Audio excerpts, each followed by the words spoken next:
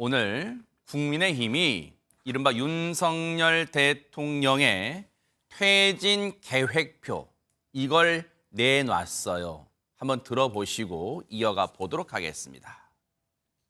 TF에서 의논한 그 초안을 그리고 당 지도부에 보고한 안을 그거를 의원님들께 보고를 드렸고 제가 보고 드린 것만 말씀드리면 2월 퇴진, 4월 대선 또는 3월 퇴진, 5월 대선 요 두 가지에 대해서만 말씀을 드렸습니다. TF에서 따로 즉시 하야는 고려를 안 하신다고 봐도 될까요? 이따가 의총 이후에 다시 한번 제대로 된 보고를 드릴게요. 일단은 제가 TF 안을 보고 드렸다는 거 그것만 말씀드리고요. 그에 관련한 논의는 없었다는 거 그리고 시점에 대해서만 이미 보도가 났기 때문에 알려드렸습니다. 자, 최진영 변호사님, 이양수 의원이 이른바 전국 안정화 태스크포스 위원장이에요, 국민의힘에. 그런데 지금 밝힌 윤석열 대통령의 퇴진 로드맵, 더 구체적으로 말하면 하야 계획표란 말이에요. 자진해서 물러나겠다는 거예요. 이게 근데 뭐가 간과돼 있냐? 지금 수사 부분은 지금 간과돼 있다는 생각이 들어요. 어떻습니까? 그렇습니다. 한마디로 진달래 대선이냐 장미 대선이냐 이것이 문제로다. 그 가운데 가장 큰 변수가 지금 말씀하신 것처럼 단순한 국회가 문제가 아니고 수사기관이 수사다. 이런 이슈가 아니겠습니까? 네. 지금 얘기하신 것처럼 이양수 국민의힘 국정안정화 TF 위원장 같은 경우에는 오늘 그 국민의힘 대표인 한동훈 대표에게 나름대로 국정안정화 방안을 크게 봤을 때 플랜 A, 플랜 B 두 개를 지금 제시했다는 것 아니겠습니까? 가장 큰 것이 2월 하야 4월 대선 네. 그리고 그 3월 퇴진 5월 대선 네. 말씀드린 것처럼 2월 달에 하야할 경우에는 60일 이내 지금 헌법 68조 2항에 보면은 대통령이 고리, 사망, 판결 기타 사유로 자격을 상실한 때에는 60일 이내에 후임자를 선거한다고 되어 있습니다. 그러다 보니까 2월 달에 물러날 경우에는 60일 이내인 4월 초 그러니까 네. 진달래가 필 무렵이 되기 때문에 진달래 대선이 될 것이고 그렇지 않고 3월 달에 퇴진할 경우에는 5월 초에 지금 대선이 될 거니까 지난 2017년처럼 이른바 장미 대선이 될 수밖에 없는 것이죠. 네. 다만 그와 같은 것은 현재의 질서 있는 퇴진 국회에서의 어떤 여야 간의 합의가 될 경우에 이와 같은 어떤 앞으로의 어떤 질서 있는 계획으로서의 어떤 진행이 될 것인데 하나의 가장 큰 변수가 지금에 있어서의 검찰, 경찰, 나아가 공수처 오늘 또 국회를 통과했던 이 특검으로서의 어떤 수사가 진행되고 그 과정에서 현직 대통령에 대한 제 입으로 참 말씀드리기도 힘듭니다만 만약에 체포나 구속이 될 경우에는 그에 따라서 또 전국이 요동칠 수가 있다 보니까 말씀드린 것처럼 여당의 안이 지금 4월 내지 5월에 총선이 있습니다만 그에 대한 가장 큰 변수가 윤석열 현 대통령에 대한 이 수사가 될 수 있기 때문에 실질적인 어떤 국민의힘이 상상하기는 힘든 그 계획에 들어가 있을지는 모르겠습니다만 수사가 또 다른 향후의 어떤 정치 일정에 큰 변수가 될 것이라는 것이 지금 우리 전국에 대한 예측이 아닐까 생각합니다. 지금 오늘이 12월 10일이에요. 12월 10일. 여러분, 기억하기도 쉽지 않은 서울의 밤 12.3 비상계엄 사태가 일어난 지 오늘로 딱 일주일 되는 날이에요. 그런데 보세요. 전혜연 평론가님. 자, 지금이 12월 10일인데 2월 하야, 그러니까 지금 당장 하야한다는 건 아니란 얘기예요. 시간을 달라는 거예요. 그래서 내년 2월에 물러나서 4월 대선 또는 3월에 자진 하야해서 5월 대선 이거는 지금 국민의힘이 그렇게 할 수 있다는 거 확정된 건 아니에요. 그러면 혹시 이건 우리 이렇게 윤석열 대통령 자진해서 물러나게 할 테니까 이번 주 토요일 날로 예정된 탄핵안 표결 좀 하지 맙시다. 이런 요청이에요? 뭐예요? 예, 지금 국민의힘에서 일각에서 제기되고 있는 안은 국민들을 바라보는 것이 아니라 오직 내부에서 탄핵을 막기 위한 표단속을 위한 잠깐의 꼼수로 해석이 됩니다.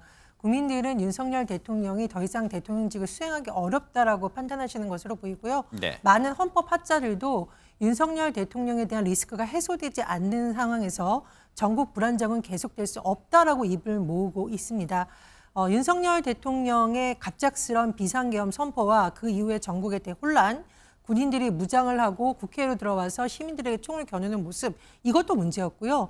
또 탄핵안이 부결된 이후에 우리 증시의 대혼란, 외국인 투자자들이 지금 빠져나가고 있는 점, 경제의 불안도 문제입니다. 무엇보다 군 통수권자가 현재 지금 대통령입니다. 그러면 직무정지를 하지 않으면 이것을 다른 사람이 위임받거나 대행할 수 없는 상황인데, 지금 일각에서는 윤석열 대통령이 또다시 계엄을 발동하기 위해서 어떤 도발을 하는 것 아니냐. 상식적으로는 이게 말이 안 되는 건데, 비상계엄이라는 비상식적 행동을 이미 한 번 했기 때문에 안보상의 불안뿐만 아니라 이런 시나리오까지 나오고 있는 상황입니다. 따라서 국민의힘에서는 이번 주도 좀 어떻게 넘겨보자, 이런 꼼수를 쓰지 마시고 빨리 탄핵안을 통과시켜서 오히려 정치적 불안정을 해소시키는 것이야말로 질서 있는 수습안이다. 이거 지금 심지어 국민의힘 내부에서도 이런 얘기가 나온다고 하죠. 그 안에 목소리를 기울이시기 바랍니다. 사실 언론들 사이에서는 한동훈 대표가 오늘쯤 뭔가 입장을 밝힐 거다, 기자회견 등을 통해서 이런 얘기가 좀 파다했어요. 그런데 일단은 전국 안정화 태스크포스 위원장 이양수 의원이 일단 잠깐 기자들한테 이런 설명을 한 거예요. 확정된 건 아니에요.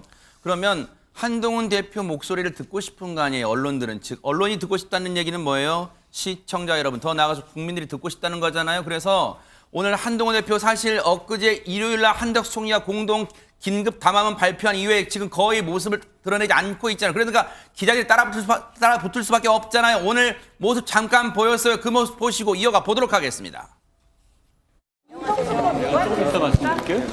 24일 표결안에 참여한다는 보도가 있었는데요. 적용이 있을까요? 대표님 최고위원 사태로 당직으로 공개 예상된다는 보도 있는데 이에 대해서 어떻게 생각하십니까?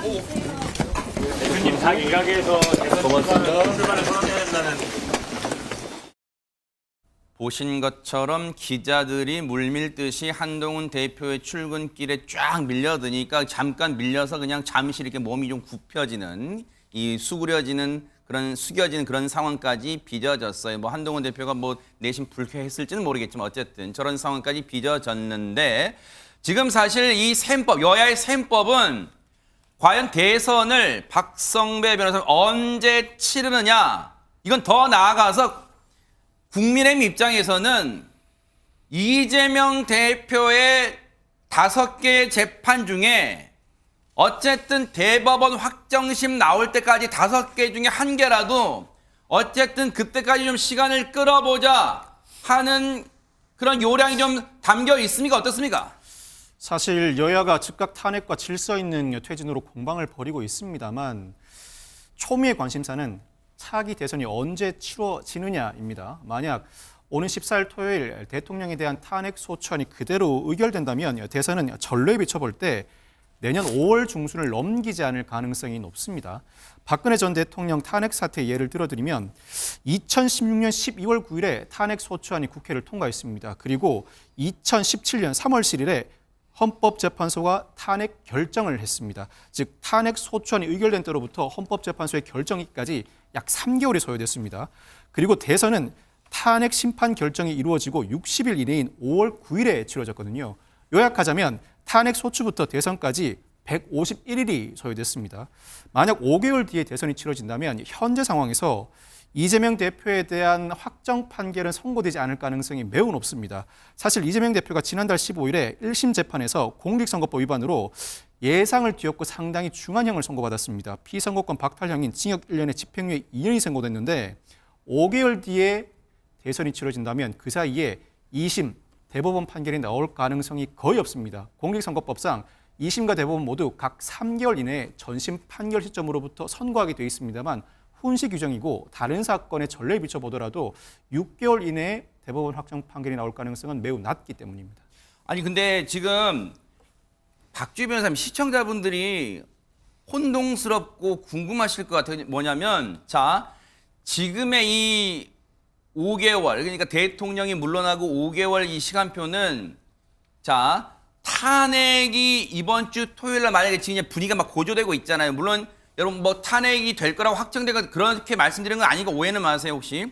근데 이번 주 토요일 날 탄핵이 14일 날 탄핵안이 이제 가결된다 가정화해 본 거예요. 그러면 지금 박성배 변호사님 말씀처럼 과거 8년 전에 박근혜 당시 대통령 탄핵 이후에 시간표를 흘러보니까 151일, 즉 5개월 정도가 걸렸다. 그러니까 14일 날 지금 가정법이에요. 여러분 오해하지 마세요. 14일 날 탄핵안이 만약에 가결된다면 지금 12월 중순이잖아요. 그러면 내년 5월, 최장 내년 5월 중순에는 대선이 치러질 수 있다는 거잖아요. 지금 시간 계산, 헌법상의 어떤 규정 보면.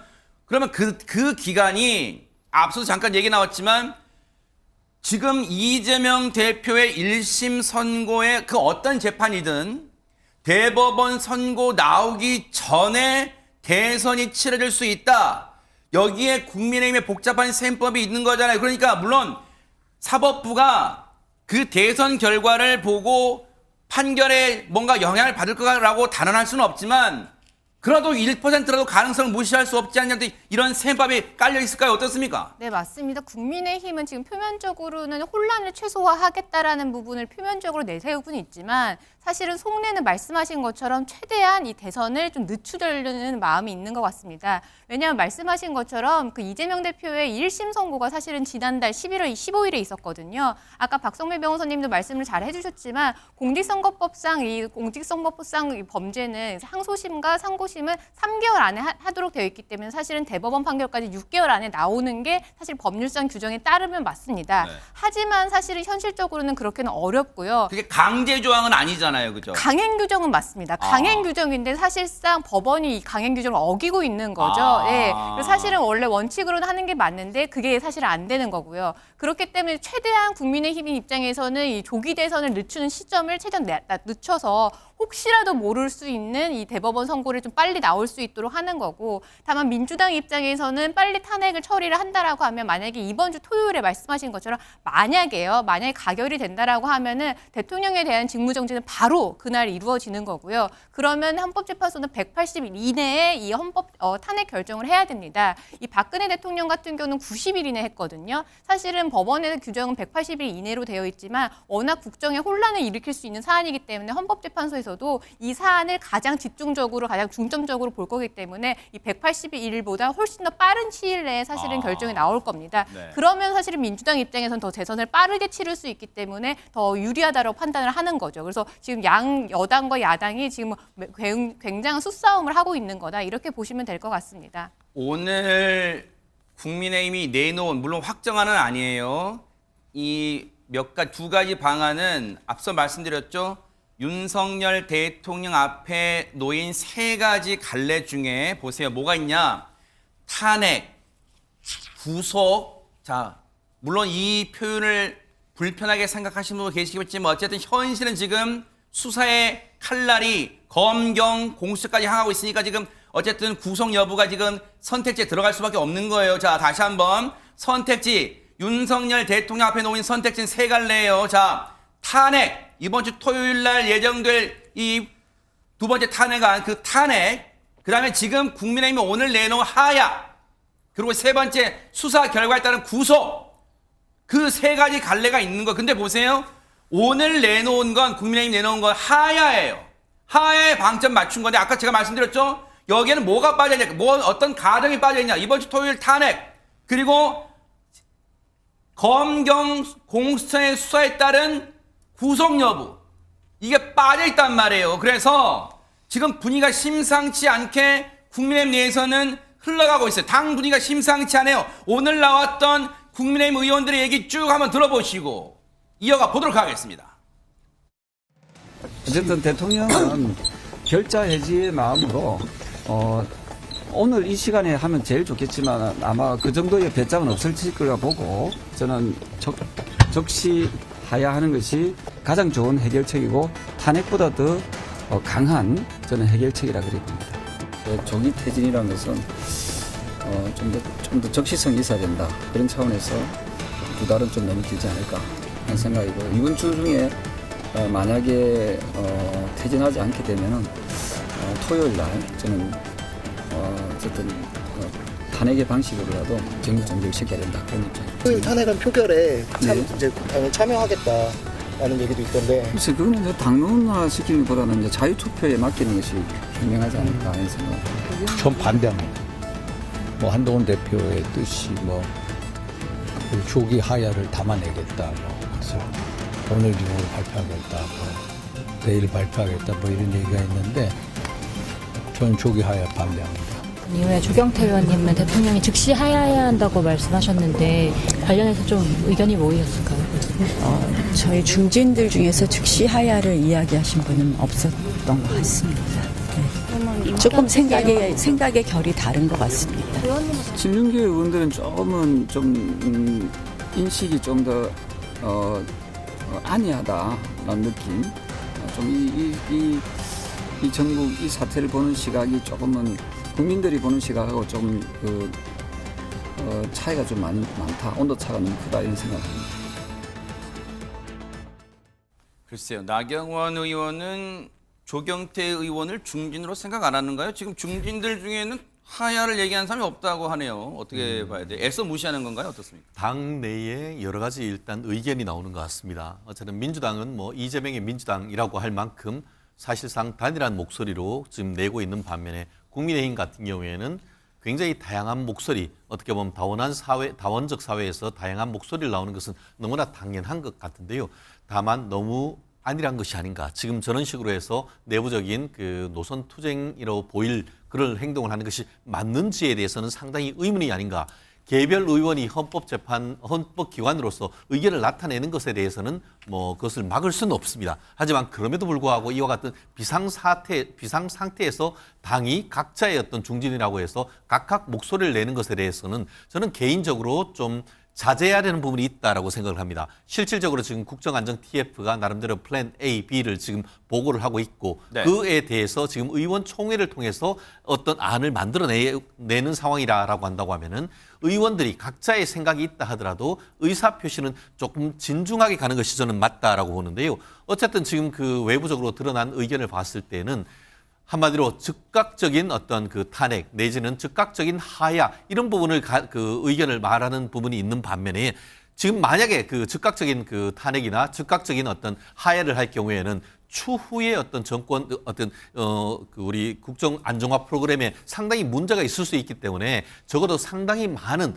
다수의 중진들 특히 지난 2016년, 17년 속에서 탄핵을 온몸으로 겪었던 중진들 같은 경우에는 그때의 어떤 쓰라린 경험에 비춰봤을 때 그런 식으로 가서는 너무나 곤란하다라는 의견이 다수는 분명합니다. 다만 여전히 지금 현재의 어떤 그 들끓고 있는 민심을 최대한 받아내야 된다라고 하는 그런 의견을 가진 분들 같은 경우에는 이런 식으로 갔을 때는 오히려 탄핵 정국에서 국민의힘이 전부 다 쓸려갈 수밖에 없기 때문에 오히려 국민들의 의견을 좀 더 빨리 받아내는 그 절차가 필요하다는 그런 목소리도 있습니다. 다만 그 목소리는 오늘 내일 있을 그 국민의힘의 의원총회를 통해 가지고 지금 하나의 안을 만들어내야 되는 그런 부분이기 때문에 조금 혼란스럽다 하더라도 그 목소리를 담궈내기 하는 과정 속에서 조금 자제하는 모습을 보여주는 것이 저는 국민의힘의 집권 여당으로서의 어떤 의무가 아닌가 생각을 합니다. 조경태 의원 얘기를 들어보니까 지난주하고는 분위기가 달라졌다는 걸 느끼는 대목이 여러분 혹시 느끼셨어요? 뭐냐? 아까 기자들이 그랬잖아요. 이번 주 토요일 날 탄핵안 표결에 참여한다는 얘기가 있던데요. 국민의힘 내부에서 그랬더니 그걸 당론화시키기보다는 조경태 의원이 그런 말을 해요. 아까 들으셨죠? 당론화시키는 것보다는 자유투표에 맡기는 것이 현명하지 않을까. 사실 지난주까지만 해도 당론 얘기만 나왔잖아요. 당론은 일단 반대다 했는데 지금 자유투표란 얘기 나와요. 그래서일까요? 오늘 초선들도 이런 목소리를 냈어요. 한번 들어보시고 초재선 목소리 한번 들어보시고 이어가 보도록 하겠습니다.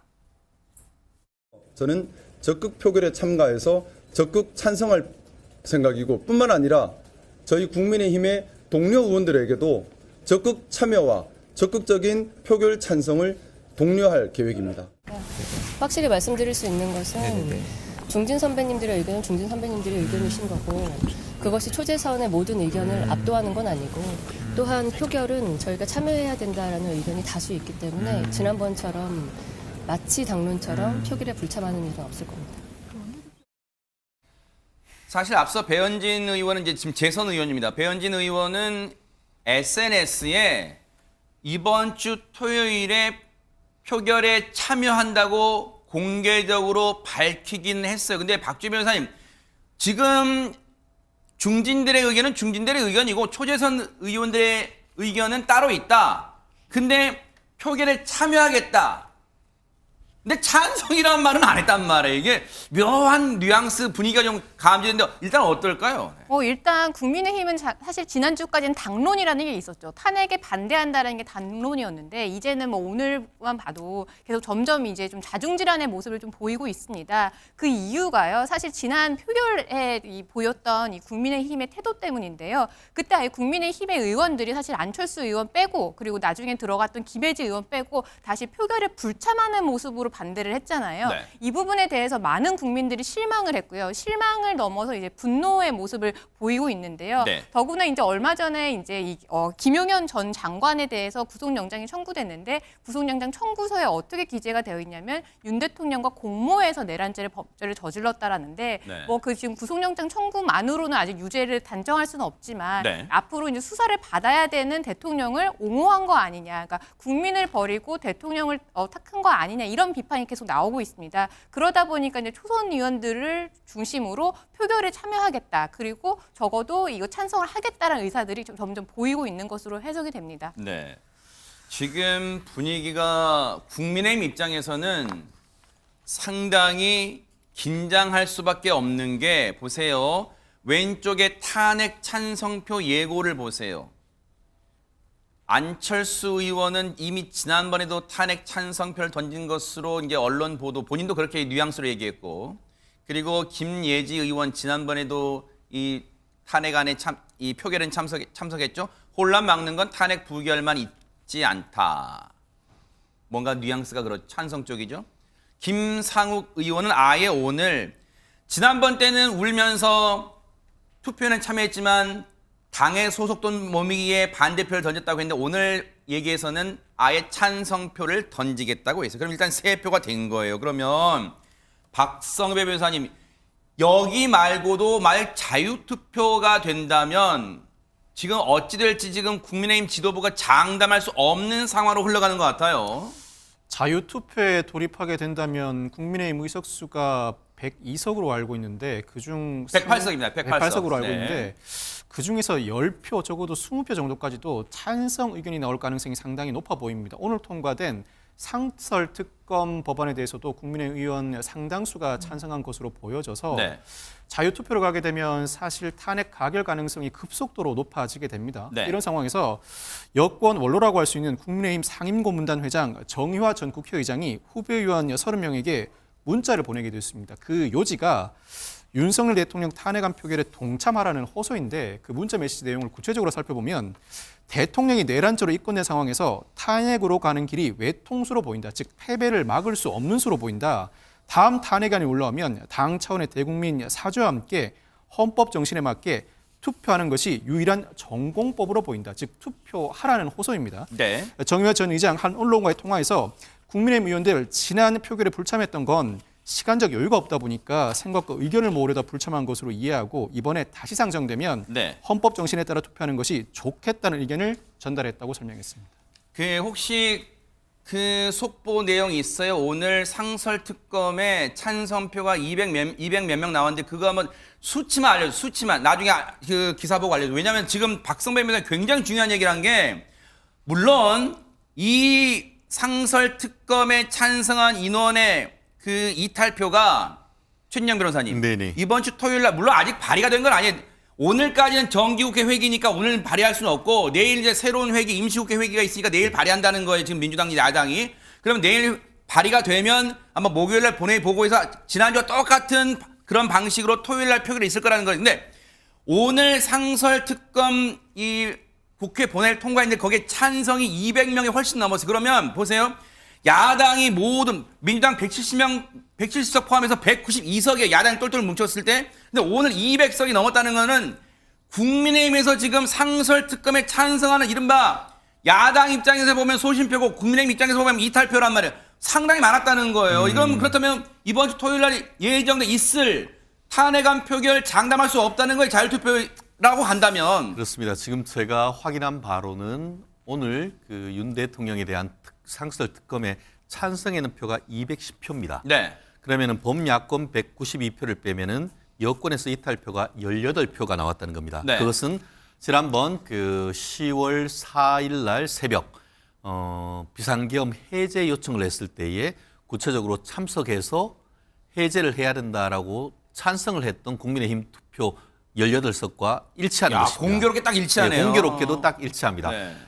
결국 이 부분과 관련해서 물론 뭐 그 상설 특검안에 대해서 찬성하는 것이 바로 그 윤석열 대통령에 대한 탄핵의 찬성으로 100% 이어진다고 단정할 수는 없지만 네. 그 취지는 그대로 일치하는 것 아니겠습니까? 네. 그렇다고 한다고 하면은 그 18표, 이번에 상설 특검에 찬성했던 18표 이탈표가 다는 아니라 한다 하더라도 8표 이상만 그러네요. 어떻게 보면은 탄핵에 찬성하는 쪽으로 가담을 한다고 하면은 이번 주말에 있을 그 예상되는 윤석열 대통령의 본회의 찬핵에 통과될 가능성이 상당히 높은데요. 네. 그렇기 때문에 이 부분에 있어서 지금 아까 얘기했던 국민의힘 내의 이 이른바 정권 안정화 TF에서의 안을 당론으로 어떻게 하는지 굉장히 중요한 것 같습니다. 아까 얘기하신 것처럼 안철수 국민의힘 그 의원 같은 경우에도 네. 대통령의 퇴진에 관한 구체적인 안이 나오지 아니할 경우에는 찬성한다고 네. 있습니다. 근데 오늘 있었던 이 TF의 플랜 1, 플랜 2에 대해서 동의를 한다고 하면은 다시 한번 이 부분에 대해서 한 번 더 이 당론으로서 이번 그 주말에 있을 탄핵안에 대한 반대할 가능성도 없진 않습니다만 이번 안이 국민의힘 의원들의 18명의 어떤 그 기대 수준에 못 미친다고 하면은 말씀드린 것처럼 국민의힘 의원들조차도 자유투표로 나가서 찬성할 가능성이 저 또한 상당 부분 높다라고 예측하지 않을 수 없는 것 같습니다. 네, 지금 이 숫자 보세요. 찬성표만 보세요, 여러분. 찬성이 210명이에요. 그러면 앞서 저희가 말씀드렸지만 민주당이 170석이에요. 거기에 조국혁신당 등등 다른 야당을 다 합치면 만약에 똘똘 뭉쳐서 다 저 상설 특검안에 찬성했다고 가정해 보는 거예요. 그러면 야당에서는 192석이에요. 그러면 보세요. 210명이 나오려면 지금 최진영 변호사님 말씀처럼 18이 더해져야 되잖아요. 그럼 거기 어디서 왔겠어요? 단순 계산해봐도 국민의힘에서 왔겠다고 일단 생각해 볼 수 있잖아요. 그렇기 때문에 지금 국민의힘이 이 오늘 상설 특검안 찬성 결과를 받아보고 화들짝 놀라지 않을 수가 없는 거예요. 그래서 이 국민에서 이걸 얘기해 볼게요. 박성배 변호사님, 앞서 저희가 윤석열 대통령 앞에 놓인 선택지 3갈래 중에 일단 탄핵안이 이번 주 안에 이제 통과될 가능성에 대해서 아까 얘기해 봤어요. 우리 박주희 변호사님 다 설명해 주셨어요. 뭐 헌재 지난번 박근혜 전 대통령 당시 얘기해 보면 쭉쭉쭉 얼마 걸렸다 했는데, 자, 하야는 국민의힘이 일단 가정하고 제일 바라는 시나리오예요. 지금 탄핵이란 국면을 맞이하고 싶지 않으니까. 그러면 나머지 한 가지 갈래가 윤석열 대통령에 대한 수사. 그런데 지금 벌써 구속보다도 구속 전 단계 지금 경찰이 긴급 체포할 가능성도 막 내비치고 있단 말이에요. 혹시 긴급 체포, 현직 대통령에 대해서 사상 초유로 긴급 체포할 수 있을 가능성이 얼마나 됩니까? 박성 변호사님. 저는 증거인멸의 우려를 들어서 긴급 체포를 주장하는 의견들이 많은데 개인적으로는 긴급 체포가 적절치 않아 보입니다. 그 이유가 네.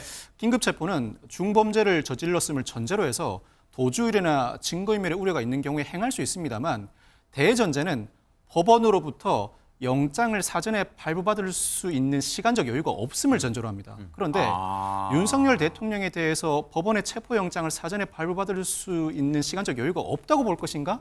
상당히 의문입니다. 긴급 체포를 통해서 그 이후 진행되는 피의자 신문이나 수사 절차, 위헌성 시비에 휘말릴 이유가 없다고 봅니다. 그보다는 오늘 김용현 전 국방부 장관에 대한 구속영장이 발부될지 기각될지 알 수 없습니다만 발부되든 기각되든 한 템포는 쉬고 윤석열 대통령에 대한 수사가 이어져야 합니다. 그 이유가 김용현 전 국방부 장관에 대한 구속영장 청구도 다소 이른 감이 있습니다. 그럼에도 불구하고 김용현 전 국방부 장관이 자진해서 검찰에 출석하는 상황이라 검찰 입장에서도 부득이 긴급 체포하고 48시간 이내에 구속영장을 청구했다고 봐야 하는데 영장이 발부되든 기각되든 김용현 전 국방부 장관에 대한 수사만으로 곧바로 윤석열 대통령에 대한 신병 확보가 이루어진다는 장담을 할 수가 없습니다. 김용현 전 국방부 장관에 대한 수사와 별개로 특전사령관, 방첩사령관, 현장 수사관, 각종 물적, 인적 조사가 이어지고 압수를 통해서 확보했던 자료에 대한 전반적인 조사가 이루어진 다음 적어도 이번 주 말, 다음 주 초경에 신병 확보에 나설 수는 있을지언정 아직까지는 다소 이른 감이 있고 만약 긴급 체포에 나선다고 하더라도 현실적으로 대통령 경호처가 순순히 응하겠습니까? 만약 체포에 나선다고 하더라도 영장 없는 체포라는 이유로 강력하게 저항할 가능성이 높고 정석대로 체포 영장을 발부받아서 체포에 나서야 그때 경호처가 반발하더라도 국민의 여론과 정치권의 뒷받침에 따라서 비로소 신병 확보를 할 수 있는 것입니다. 굳이 무리하게 긴급 체포에 나서야 할 필요성은 없어 보입니다. 그럼 보세요. 자, 요거 먼저 전현 평관 얘기 듣고 우리 너무 전현 평관 질문 안 드렸으니까 지금 듣고 최진영 변호사님 들어볼게요. 김용현 전 국방부 장관이 구속영장 심사를 포기했어요. 전현 평론가님. 그 배경 이유는 어떻게 보시고 이게 혹시 물론 이제 영장 심사를 포기했다고 우리 아까 박성배 변호사님 말씀해 주셨지만 그걸 영장 전담 판사가 영장 심사 포기했으니까 다 인정하네 라고 발부한다. 그걸 그 직결된다고 볼 수 없겠지만 이걸 어떻게 해석해야 될까요? 그 김용현 전 장관에 대해서 마치 박정희 정부 때 차지철이다 이런 비유가 나온 적이 있습니다. 비뚤어진 충성심, 나의 이른바 인사권자한테만 잘 보이면 된다라고 해서 국민을 전혀 무시하고 무소불위 권한을 남용했던 그 인물에 비유한 이유가 있는데 지금 김용현 전 장관의 모습은 진심으로 반성하고 이런 자세라기보다는 제가 보기에 오히려 시간을 끌면서 증거인멸을 하려는 게 아니라 상당히 의심이 됩니다. 지금 언론을 보니까요. 핸드폰을 교체했다라고 합니다. 네네. 휴대전화를. 아마 표면상의 이유는 액정이 깨졌기 때문이라고 지금 전해지고 있는데 과연 그런 것인지 의문이 들고요. 두 번째로는 보니까 우리가 왜 좀 보안이 그래도 높은 것으로 알려진 서로 대화를 주고받을 수 있는 앱이 있습니다. 여기서 탈퇴했다라고 해요. 그러니까 수사가 시작되자마자 그냥 밝혀도 될 것 같아요. 텔레그램 밝혀도 될 것 네, 같아요. 텔레그램 탈퇴했다고 네네. 하니까 전 지금 네. 증거인멸을 하고 있다 이렇게 보고 있고요. 특히나 그동안 김용현 전 장관이 한 발언을 보면 중과부적 마치 이 친이 구테타와 같은 이 계엄이 실패한 것에 대해서 적은 수로 많은 적을 상대하지 못했다. 즉 나는 잘못한 것이 없다라는 식의 태도를 보였고요. 마치 또 계엄이 정의로운 길인 것처럼 발언하는 것도 언론에 보도했습니다. 즉 본인이 정말 반성하고 지금 보이는 태도가 아니라 어떻게 해서든지 증거인멸을 하고 시간 끌기를 하고 자칫하면 꼬리 자르기를 하거나 아니면 나는 몰랐다는 식으로 윗선을 떠밀려는 발뺌하는 여러 수를 계산하는 게 아닌가 이렇게 의심이 됩니다. 최진영 변호사님. 네네. 네. 말씀하시죠. 네, 그렇습니다. 아까 말씀하신 것처럼 긴급 체포 얘기가 나오는 것이 너무 섣부르고 현직 대통령에 대해서 이런 얘기가 나오는 것 사실 자체가 사실 저는 너무 초현실적인 것 같아가지고 언론이 어떤 그 보도를 할 때도 조금 더 좀 주의를 해서 보도할 필요가 있다라고 생각을 합니다.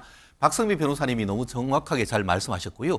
법적인 측면에서 봤을 때에 긴급 체포할 요건 자체가 되게 어렵고 사실적인 측면에서 봤을 때에 대통령 경호법에 따를 때에 대통령 경호란 것은 경호 대상자의 생명, 신체를 보호하기 위해서 신체에 가해지는 위해를 방지하거나 제거하기 위한 모든 안전 활동이라고 되어 있고 경우에 따라서는 사실 대통령 경호실에서는 무기를 가지고 있죠. 그리고 대통령을 긴급 체포하려고 할 경우에는 경우에 따라서는 무기를 사용해야 될 그런 문제도 생길 수밖에 없습니다. 그렇기 때문에 지금 뭐 그 공수처 같은 경우에는 특히 야당 의원들이 얘기하는 것에 대해서 긴급 체포할 수도 있다는 그런 뉘앙스로 얘기지만 현실적으로는 그런 것을 시도조차 하기가 어려운 수가 있기 때문인 것이죠. 여전히 대통령은 윤석열 대통령입니다. 그렇기 때문에 추후에 어떤 헌법 절차에 따라서 민주당이 얘기하고 있는 네. 탄핵 절차로 나아갔을 때는 그와 같은 부분들도 가능할 수가 있을 겁니다. 실질적으로 2016년, 17년에 박근혜 전 대통령에 대해서도 3월 10일 탄핵이 있은 이후에 수사 절차를 진행을 하면서 구속을 했습니다. 결국 현직 대통령인 상태에서 긴급 체포나 아니면 영장에 대한 체포란 얘기하는 것 사실 자체가 아직은 상당히 섭부르다. 네. 나아가서 한 가지 꼭 말씀드리고 싶은 네. 것은 오늘 그 김용현 전 국방장관에 대한 구속영장 실질심사에 대한 법원의 판단이 굉장히 중요하다고 봅니다. 왜냐? 네. 검찰이 이 영장을 청구를 했습니다. 네. 그런데 그 영장 기자 범죄 사실이 하나는 직권남용 권리행사 방해죄, 네. 또 하나는 내란의 중요 임무 종사자인 것으로 알고 있습니다. 직권남용 권리행사 방해죄에 대해서는 그 검찰이 수사할 수가 있습니다. 그런데 민주당이 검수완박에 따라서 이 내란죄에 대해서 그 수사권이 없습니다. 한마디로 민주당이 얘기하는 전형적인 별건 수사가 되는 것이죠. 그 별건 수사에 있어서 검찰이 수사권이 있는지 여부에 대한 첫 번째 수사 어떤 그 사법적 판단이 나온다는 점에서 중요한 것이고, 검찰은 말씀 중에 죄송해요. 검찰은 직권남용과 내란죄는 상당히 밀접한 연관이 있기 때문에 검찰이 내란죄도 수사할 수 있다고 자신들은 판단하고 있잖아요. 그렇죠. 그렇게 네. 했는데 그것이 정당한지 여부에 대해서 이번에 법원 판단이 나온다는 점에서 그래서 중요하다. 굉장히 중요한 것이고, 네네. 그래서 법원이 관련성이 있기 때문에 내란죄에 있어서의 그 수사권이 있다라고 판단했을 때, 네. 나아가 지금 법조인들 사이에서는 내란죄 성립 요건에 대해서 다툼이 있다고 지금 얘기하고 있지 않습니까? 네. 그럼에도 불구하고 법원이 내란죄가 성립되고, 한마디로 내란죄에 소명이 된다고 판단할 것인지, 네. 아니면은 내란죄의 고의로서의 어떤 국토 참전, 국헌 문란의 목적이 있는지 여부가 다툼이 되고,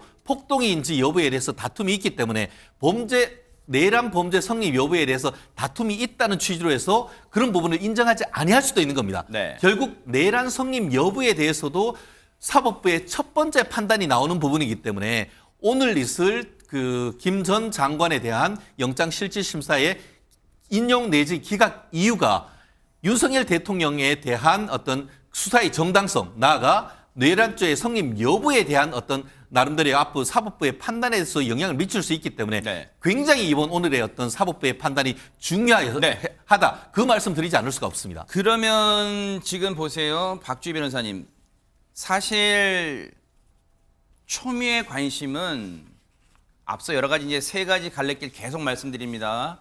탄핵안은 야당 등이 주도해요. 야당이 주도하는 거 이번 토요일 날로 아마 예정될 것 같아요. 지난주와 같은 방식으로 한다고 하니까. 하야는 국민의힘이 내심 바라는 방식이고, 그런데 지금 국민들 입장에서는 참담한 심정으로 여기에 관심이 있을 것. 지금 저희가 계속 얘기하는 수사. 지금 일각에서는요, 물론 이제 그래서 야당에서는 그러는 거예요. 구속되는 게 중요한 게 아니라 탄핵밖에 없다. 왜? 구속되면 일각에서는 박주희 변호사님 옥중 윤석열 대통령이 이른바 옥중 결제, 즉 옥중 정치를 이어갈 수 있다, 이렇게 지금 본다는 거예요. 그러면 실제로 법조계에서는 윤석열 대통령이 내란죄 등으로, 물론 재판은 계속 내란죄 관련 재판은 이어지겠지만 내란죄 관련으로 구속이 돼서 이 수감되면 거기서 옥중 정치를 할 수 있다 없다로 나뉘어요? 아니면 일치된 의견이 나오는 거예요? 어떻습니까? 사실 그 형사소추가 된다라고 해서 내란죄 같은 경우는 형사소추의 불체포 특권이 예외거든요. 그래서 사실은 내란죄로 형사소추가 될 수가 있고 재판도 받을 수가 있는데요. 그런데 그렇다고 하더라도 사실상 이 탄핵으로 인용이 되지 않는 이상 사실은 대통령의 자격이 계속 유지가 됩니다. 그렇기 때문에 말씀하신 것처럼 이 현실적으로 옥중에서 결재를 한다라든지 아니면 이선으로 후퇴해가지고 총리를 통해서 대신 대행하도록 하는 것도 사실상은 가능합니다.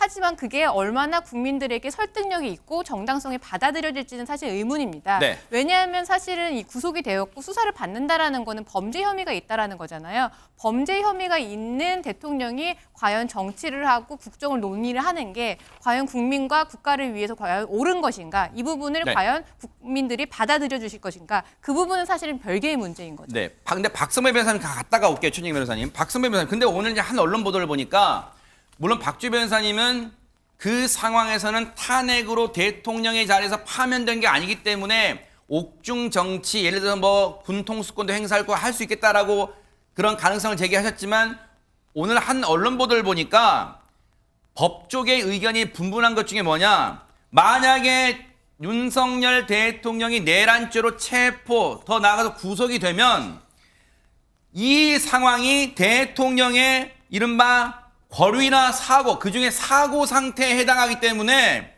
직무가 정지된다. 그러니까 군 통수권 등을 행사할 수 없다라는 의견도 나온다는 거예요. 혹시 이쪽 의견도 있을까요? 대통령이 고리되거나 사고인 경우에 이 권한대행자가 그 권한을 대행하게 되는데 여기서 일컫는 고리는 사망, 탄핵으로 인한 파면, 사임 등을 일컫고 사고는 신병, 즉 병으로 알아눕거나 탄핵 소추로 직무 정지된 경우를 일컫습니다. 대통령이 현직, 재직 중에 구속되는 초유의 사태가 발생한다면 이 부분은 사고로 해석하는 게 맞지 않나 싶습니다. 사실 지금까지 현직 대통령이 구속될 경우를 상정하고 헌법 학자들도 논의한 적이 없다 보니 논란이 그래서 그 조항이 없군요. 구속이란 조항이 없군요. 예, 그 논의 자체 올려진 바가 없어서 그러네요. 혼란이 있는데 그래서 사상 초유란 말 그래서 나오는 거군요. 예, 예. 네. 구속된 경우에 물론 옥중에서도 관련 결재를 진행할 수 있습니다. 그렇지만 대통령은 행정부의 수반임과 동시에 국가의 원수입니다. 한시라도 자리를 비울 수가 없고 옥중 결재를 하게 되면 그때그때 국무위원들이 접견을 하러 가서 일일이 사안을 보고하고 결재를 받아야 합니다. 이 사안은 사실 신병, 즉 아파서 알아눕는 상태, 입원해 있는 상태와 유사하다고 봐야 하지 않을까, 사고로 해석해야 할 가능성이 높아 보이고 그렇다면 결국 권한대행은 불가피해 보입니다. 국무총리가 권한대행을 해야 하고 현재 수사 진행 상황상 국무총리 일신에도 신병상 불상사가 있을 수 있습니다. 이때는 결국 정부조직법이 정한 바에 따라서 기획재정부 장관 등이 그 순서에 따라 권한대행을 해야 할 것으로 보입니다. 그래서 여기까지 듣고 올게요, 최준임 변호사님. 그래서 야당에서는 지금 이 혼란스러운 상황에서 만약에 북한이 도발이라도 하면 어떡하냐, 군 통수권을 윤석열 대통령이 여전히 행사하는 게 맞느냐, 이런 게 국방부 대변인한테 물어보고 그랬어요. 그때 국방부 대변인이 군 통수권 관련해서 뭐라고 했는지 한번 들어보시고, 자, 그 얘기 같이 들어보시고 이어가 보도록 하겠습니다. 지금 국군 통수권은 누구한테 있나요? 대통령께 있습니다. 내란 수계 피의자가 국군 통수권을 가져도 되나요? 가져도 되는지에 대한 판단을 물으시는 건가요? 법적으로는 현재 통수권자에게 있습니다, 권한이. 법적으로 전시 상황이 발생하면 계엄을 선포하는 권한이 그럼 지금 누구한테 있는지 설명 부탁드리겠습니다. 뭐 법 조문을 다 아실 텐데요. 뭐 그것이 뭐 누가 선포 권한이 지금 달라진 것은 없는 것으로 압니다.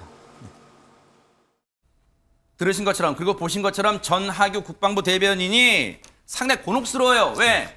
기자들이 모르고 물어보는 건 아닐 거라면. 근데 지금 내란 혐의의 그 피의자인 윤석열 대통령이 여전히 군 통수권을 행사하는 게 맞냐는 취지로 계속 물어보니까 전하규 국방부 대변인이 곤혹스러우니까 그걸 저한테 지금 설명을 물어보시는 거 하라는 얘기, 뭐 지금 약간 지금 신경도 오갔어요. 이건 어떻게 봐야 되는 거예요? 그렇습니다. 결국은 그 현재 우리나라는 헌법에 의해서 돌아가는 것이고 헌법이 법치주의고 헌법상 기소를 했다 하더라도 무죄 추정 원칙이 있지 않습니까? 그렇기 때문에 그래서 이제 윤미향 전 의원 같은 경우에도 4년 동안 다 임기를 채우고 네. 기소되고 1, 2심 유죄가 났음에도 불구하고 네. 임기를 다 채운 것이고 조국 전 장관 같은 경우에도 1심, 2심에서 특히 2심에서 실형을 선고받고도 법정 구속이 되지 아니한 상태에서 네. 지금 그 어떻게 보면 국회의원으로서 당대표로서 활동하고 있지 않습니까? 네. 그리고 이재명 대표도 마찬가지입니다. 한마디로 정당성에 대해서 얘기를 한다고 하면은 제가 드릴 말씀이 없습니다. 그렇지만 정치 현실의 측면 그리고 헌법상 무죄 추정 원칙에 따를 때는 말씀드린 것처럼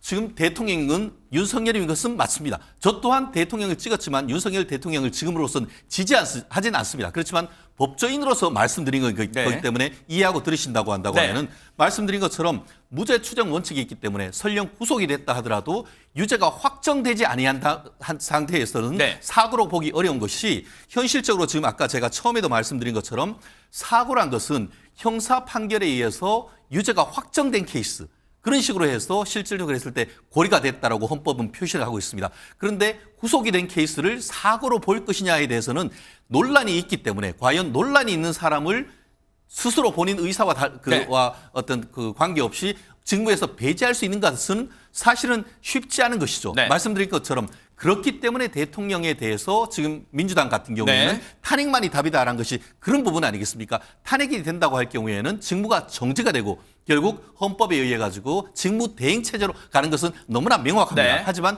구속이 된다고 해서 당연히 직무가 정지되느냐, 오히려 대통령 같은 경우에는 무죄 추정 원칙에 의해 가지고 여전히 난 대통령 측에 있다라고 얘기를 하면서 국가를 위해서 보면 어떻게 보면 영장이 발부돼서는 안 된다라고 얘기할 수가 있기 때문에 네. 그렇기 때문에 이번 주말에 있을 이 탄핵과 관련되는 결의가 굉장히 중요하게 된 것이죠. 네. 말씀 중에 전현 평론가님의 장탄식이 좀 잠깐 들렸어요. 지금 뭐 어쨌든 전현 평론가님은 이제 야당 또 민주연구원 부원장도 하셨으니까 지금 그런 답답한 마음을 좀 토로하신 것 같아요. 장탄식이 좀 흘러나오는데 요 얘기 듣고 전현 평론가님 얘기 잠깐 올게요. 좀 조금만 기다려 보세요. 오늘 앞서 말씀드렸지만 오늘이 12월 10일이에요. 정기국회 마지막 날이에요. 그래서 또 이 예산안 법정 시한 처리예요. 그러다 보니까 한덕수 총리도 오늘 나왔어요. 그러다 보니까 기자들이 따라붙었을 거 아니에요. 왜냐하면 지금 윤석열 대통령 이 탄핵 국면에서 엊그제 일요일 날 한덕수 총리와 한동훈 대표가 이른바 한한 긴급 담화를 발표했잖아요. 근데 그 공동전선을 무너뜨리려는 거 아니라는 어떤 뭐 여당의 해석도 있습니다만 지금 탄핵까지 추진하겠다는 거 아니에요? 그래서 그걸 기자들이 물어봤어요. 한번 들어보시고 이어가 보도록 하겠습니다. 국정이 매우 엄정한 상황입니다. 국민들의 불안이 크고 국제사회의 우려가 있을 것으로 생각합니다. 국무총리로서 이와 같은 상황이 초래된 데 대해 무거운 책임감을 느끼며 여러모로 어렵고 힘든 시기에 국민 여러분께 심려를 끼쳐드려 다시 한번 송구스럽다는 말씀을 드립니다. 저를 비롯한 전 내각은 어떠한 경우에도 국가의 기능이 안정적으로 유지되고 국정에 한치의 공백이 발생하지 않도록 혼신의 노력을 다해 나갈 것입니다. 총리님, 비상계엄 국무회의 관련해서 경찰 조사 얘기 나왔는데 조사 참석하실 건가요? 민주당에서 탄핵 추진한다는데 입장 있으실까요? 이재명 대표에게 연락 받으셨을까요? 기자들의 저 질문, 메아리가 없이 그냥 질문만 휑하게 들렸어요. 그런데 보세요. 이런 가운데 지금 박성배 변호사님 헌정사상 초유란 말 좀 지금 국민에서 너무 많이 나와요. 헌정사상 초유로 현직 대통령에게 법무부가 출국 금지를 했어요. 그런데 오늘 뭔가 깜짝스러운 뭐 놀랄만한 얘기가 들렸다는데 이게 무슨 얘기가 들리는 거 한번 얘기해 주세요.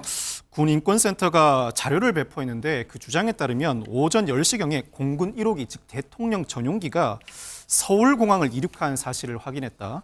도착지는 알 수 없고 대통령 등 탑승자 확인도 안 된다는 취지의 내용이었습니다. 지금 들고 있는 게 임태훈 소장이 들고 있는 게 저게 공군 전용기 모습 맞아요? 대통령 전용기? 예, 그렇습니다. 이 출국 금지된 상황이다 보니 현 시국에서 대통령 전용기가 이륙한다? 윤 대통령이 해외로 도피하는 것 아니냐는 추측까지 나왔습니다. 결국 대통령 경호처가 나서서 해명을 하기 시작했는데 공군 1호기 비행은 정기적으로 시행하는 성능 점검 차원이었고 윤 대통령은 탑승하지 않았다고 밝혔습니다. 그러자 군인권센터가 추가 보도 자료를 통해서 대통령이 입건된 상태에서 대통령 전용기가 통상적 절차에 의하지 않고 시운전을 하는 것 그 자체가 문제라고 지적했습니다. 참 여러 가지 상황이 나오고 있어요. 근데 이런 국면에서 글쎄요, 여러분 그 민심이란 게 있잖아요. 근데 뭐 탄핵의 방향이 옳고 그르고의 판단은 일단 차치할게요. 왜냐하면 대한민국의 현실은 여의도 국회 앞에서는 탄핵 찬성하는 분들 집회가 주로 이루어지고 있고 광화문 광장을 중심으로는 탄핵에 반대하는 분들의 집회가 이루어지고 있는 게 현실이니까 탄핵안에 대해서는 옳고 그르다는 판단 차치하고 일단 요거 얘기를 좀 해볼게요. 뭐냐면 박성배 변호사 한 번 더 할게요. 지금 여당 의원들 중에 민심 어떤 분위기를 제대로 파악하지 못하고 약간 뭔가 설화에 가까운 그런 발언을 하는 사람도 있다는데 어떤 내용이에요? 어제 국민의힘이 사무총장 명의의 공문을 내고 시국 관련 행동 수칙을 공표했습니다. 사회적으로 논란의 여지가 있는 언행, 과도한 음주 등 품위 손상 행위, 불필요한 공개 활동이나 사적 모임, SNS 글 게시, 당협위원장과 선출직 공직자 등의 해외 출장 등을 자제하라는 내용인데 이게 왜 나온 거예요, 갑자기? 윤상현 의원의 지난 주말 유튜브 채널에서의 발언이 그 시발점이 된 것 같습니다. 지난 주말 한 유튜브 채널에 출연한 윤상현 의원이 탄핵 소추안에 당론으로 소속 의원들이 불참한 이후에 김재섭 의원이 형, 지역에서 엄청나게 욕을 먹고 있다. 어떻게 해야 되냐라고 하소연을 하자 자신이 나 박근혜 대통령 탄핵 때 앞장서서 반대했다. 그때 욕 많이 먹었지만 그런데 1년 후에는 의리 있어 좋다는 얘기를 들으면서 무소속으로 가도 다 찍어줬다면서 김재섭 의원을 진정시켰다는 발언을 했습니다. 이 발언이 공개되자 많은 비판 여론이 일었고 서울도봉구 김 의원 지역구 사무실 앞에는 수십 명의 시민들이 찾아와 항의 방문하기도 했습니다. 네. 여기에 뭐 김재섭 의원도 이 뭔가 불쾌감과 불편한 심기 그런 입장을 밝히기도 했습니다만 어쨌든 요 얘기 해볼게요. 일단 전현 평론가님한테 먼저 가는 게 나을 것 같아요. 오래 기다리셨으니까. 이런 상황은 뭐 어때요? 뭐 윤상현 의원 등 그리고 뭐 며칠 됐습니다만 그 비상계엄 선포 사태 이후에 홍준표 시장은 글쎄요. 그걸 본인은 설명을 했습니다만 이걸 해프닝으로 표현하기도 했어요. 그럴 때는 구설에 오르기도 했습니다만 어쨌든 어떻게 봐야 될까요? 예, 사실은 비상계엄을 선포한 윤석열 대통령이 가장 책임이 크지만 이런 사태의 한 축이라고 할 수 있는 여당에서도 지금은 국민들한테 사죄하고 반성해야 되는 시기입니다. 그런데 윤상현 의원의 발언을 들으면 전혀 반성하는 기색이 없고 특히 국민들의 이 분노하고 상처 입은 마음을 굉장히 무시하는 것으로 해석이 됩니다. 한마디로 말하면 지금 국민들이 분노한다고 해도 몇 년이면 다 잊어먹을 거다. 따라서 지금 당론에 따라서 혹은 우리 지지층이 보기에 좋아할 만한 행동을 하면 다시 국회의원에 당선될 수 있는 게 맞다. 그래서 초선인 국회의원도 그렇게 해라라고 네. 마치 가이드라인을 주는 것으로 보이는데요. 네. 이게 과연 중진 의원으로서 할 말인지 무엇보다 대한민국의 헌법기관인 국회의원으로서 할 말인지 참 개탄스럽습니다. 지금 윤상현 의원에 대한 분노 여론도 지역을 중심으로 점차 확산되는 것으로 보이는데요. 많은 언론에서 이런 표현을 합니다. 과거 국민을 동물에 비유한 영화 대사가 있었죠. 개돼지로 보느냐라는 영화 대사가 다시 회자되고 있는 것은 국민들은 오직 무시하고 오직 본인의 기득권만 지켜내는 생각을 하냐라는 분노가 반영된 말로 해석이 됩니다. 네. 관심은 이제 오늘이 12월 10일 정기국회 회기 마지막 날이라서 여러분 뭐 언론 보도 통해 접하셨겠지만 오늘까지는 윤석열 대통령에 대한 탄핵안이 추가로 발의될 수가 없어요. 이 법률상. 그럼 오늘 정기국회 회기가 끝나고 내일 12월 11일 새롭게 임시국회를 민주당이 소집 요청 이미 했어요. 법률상 사흘 전에 해야 되기 때문에 요청해놨고 내일부터 새로운 회기예요. 그래서 내일 새로운 탄핵안을 새롭게 발의하겠다는 거예요. 그러면 목요일쯤 본회의 보고해서 지난주와 같은 패턴으로 가겠다는 거예요. 자, 관심은 자 박성배 변호사님. 앞서 뭐 SNS에 배현진 의원도 이번 주 탄핵안 표결에는 참석하겠다 이렇게 밝혔는데 이제 관심은 이렇게 되면 지난주와는 다른 모습은 지난주는 탄핵안 표결에 집단 퇴장했잖아요. 안철수 의원 등등등 한 3명 정도만 남기고 어떻게 다 들어와서 그러면 반대표를 던지겠다, 자유투표 하겠다 아직은 뭐 정해진 게 없잖아요. 어떻습니까? 국민의힘 그 분위기는. 그렇지만 사실 국회의원의 표결은 모두 다 기명 표결입니다만 탄핵소추 의결에 관해서만큼은 무기명입니다. 즉 누가 찬성을 했는지 반대했는지 그 표기가 되지 않습니다. 그만큼 비밀투표에 붙여져 있고 만약 자유투표로 가게 된다면 당론에 따라 집단으로 퇴장하지 않는 한 가결 가능성은 매우 높아집니다. 이미 공언을 통해서 찬성 의사를 밝힌 국민의힘 의원도 있을 뿐만 아니라 사실 이 사안은 애초에 비상계엄 사태가 불거진 직후부터 탄핵소추 국면으로 접어들 가능성이 예견되는 상황이었었고 시간이 흐를수록 즉 수사가 진행될수록 구체적인 정황은 더 나오기 마련입니다. 탄핵소추가 반드시 이루어져야 한다는 국민 여론은 시간이 갈수록 더 비등하게 될 텐데 일단 국민의 위임을 받고 있는 국회의원들이 모두 다 그 국민의 위임을 거스를 수는 없어 보입니다. 자유투표임을 전제로 하고 나아가서 당론으로 집단 퇴장하지 않는 한 아마 14일 표결에는 현재 분위기상으로는 가결 가능성, 즉 국민의힘의 찬성 투표 수가 상당히 높아질 가능성이 높아 보입니다. 네, 요 얘기 전현 평론가님 불쾌하실지도 모르겠지만 여쭤볼게요. 이제 여당에서 아마 주로 이제 이런 얘기 하는 것 같아요.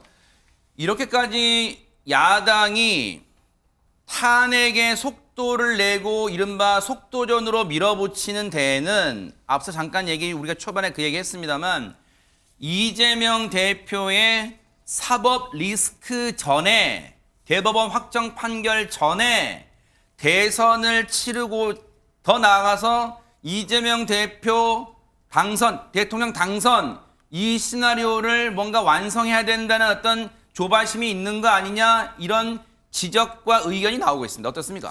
근데 제가 말씀드렸듯이 굉장히 정치적으로 무책임하고 또 굉장히 부적절한 의견 표명입니다. 이재명 대표의 사법적인 문제라든가 재판 과정은 사법부에서 현명하게 판단해 주실 것이고요. 특히 참 말씀드리기 조심스러운데 만약에 조기 대선이 치러진다고 하더라도 그것은 국민들께서 선택하실 문제이지 지금 국민의힘에서 왈가불가할 사안이 아닙니다. 무엇보다 지금같이 국가적 대혼란이 일으킨 것은 바로 국민의힘이 배출한 윤석열 대통령이라는 점을 본질적인 면을 흐리지 않으셨으면 좋겠습니다.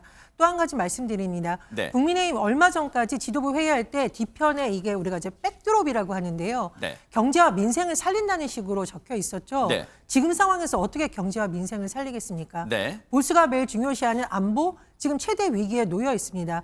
경찰 고위 관계자들 줄줄이 소환돼서 조사받고 있습니다. 현장에 있는 공무원들이 윗선의 지시를 사실상 거부해야 되는 거 아니냐 뒤숭숭하다는 언론 보도가 나오고 있습니다. 지금은 국민과 국가를 바라보십시오. 본인들의 기득권이라든가 당파적인 것, 특히 친한이네 친윤이네 하는 집안 싸움 이제 그만두시고 국민과 당을 위해서 당이 아니죠. 국민과 나라를 위해서 머리를 맞대고 탄핵 표결에 참여해서 탄핵을 통해 윤석열 대통령의 직무를 즉시 정시해서 질서를 바로잡아 주시기 바랍니다. 최진영 변호사님께 이렇게 질문 드려볼게요. 지난주 탄핵안 표결 국면에서 여당 의원들 누구라고 실명 밝히지 않겠습니다만 이런 얘기를 했어요. 이렇게 이재명 대표 대통령 당선 헌납할 것이냐? 탄핵안 표결의 어떤 반대 당론을 이제 설명하는 과정에서 그런 얘기했단 말이에요. 그러면 혹시 국민의힘에서는 물론 사법부 불신이라는 얘기는 아니지만 미국의 사례에서 보시 트럼프 당선이 되니까 검찰이 아예 기소를 포기했단 말이에요. 그러면 대선이 대법원 확정 판결 전에 나오면 이후에 뭔가 사법부가 뭔가 용기를 내지 못할 수도 있다. 어떤 그런 우려가 깔려 있는 거예요. 국민의 입장에서 어떻습니까? 그렇습니다. 사실 지금 민주당 같은 경우에는 지금 국민의힘의 이와 같은 그 질서 있는 퇴진 논란이 윤석열 대통령에 대한 방탄을 위한 것이 아닌가 하는 그런 얘기를 하고 있지 않습니까? 사실은 이재명 대표에 대한 방탄이 없었으면은 과연 이와 같은 사태도 사실은 벌어지지 않았다는 것이 합리적인 얘기 우리가 예측이 아닐까 그런 얘기가 나오는데요. 네. 저도 전혜연 평론가님 말씀에 상당 부분 공감을 합니다. 네. 지금 지금 헌법이 있기 때문에 헌정 질서가 중단되어서는 안 된다. 그렇게 하기 위해서는 탄핵으로 가야 된다. 그건 헌법이 있기 때문에 저 또한 공감을 합니다. 하지만 네. 그럼에도 불구하고 이것 때문에 이재명 대표가 대통령이 되는 것에 대해서는 굉장히 많이 여전히 반대하거나 꺼려하는 사람들도 많다. 그렇기 때문에 국민의 선택이 어떤 식으로 갈지는 좀 지켜봐야 된다는 입장입니다. 자, 내일로 예정된 야당의 탄핵안 발의 이후의 모습도 뉴스파이터가 따라붙어 보도록 하겠습니다.